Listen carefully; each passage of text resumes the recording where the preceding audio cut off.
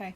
The first few complex conjugates, I'm not actually going to go through the answers for those two because they're pretty simple. I don't think you really need an explanation. I'm just going to go through the rest of these. So first one is -4 over 7i.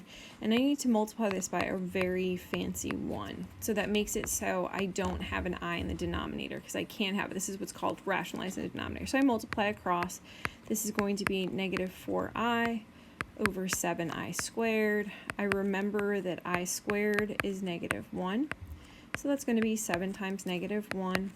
This is going to be -4i over -7. A negative divided by a negative is a positive, so my answer is 4i over 7. 18 over 9i. You can simplify beforehand. I'm going to multiply by my very fancy 1. It's 18i over 9i squared.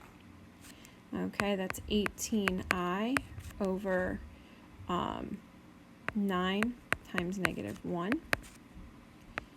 18i over -9. I know -9 goes into 18 -2 times, so my answer is -2i. 8 plus 4i over 2i. I multiply again by a very fancy 1. I make sure I do distributive properties. This is going to be 8i plus 4i squared over 2i squared. I rewrite all of my I squareds as a -1. So I have 8i minus 4 over -2. Now what is the greatest common factor, except we say GCD, of 8, 4, and 2? Well, it's actually going to be 2, so I divide everything by 2. 8 divided by 2 is 4. 4 divided by 2 is 2, and 2 divided by 2 is -1. Once I have a -1 here, I can divide each part by -1, so this is going to be -4i plus 2. I rewrite that as 2 minus 4i. Number 6. -35 minus 15i all over 5i. Multiply by my fancy 1.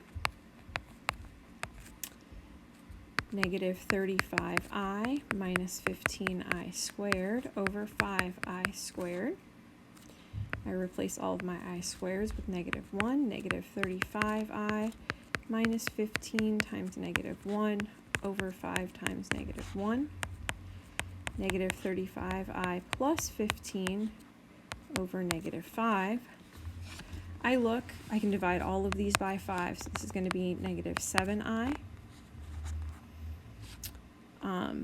This is going to be plus 3 over -1. And then I just divide everything by -1, so it's going to be 7i minus 3.